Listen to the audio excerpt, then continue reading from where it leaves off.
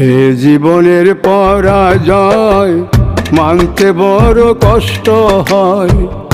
এই জীবনের পরাজয় মানতে বড় কষ্ট হয়।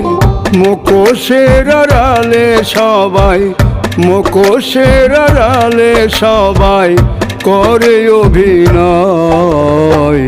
বুঝলাম আমি অবশেষে এই জগতে কেউ তো কারো নয় রে।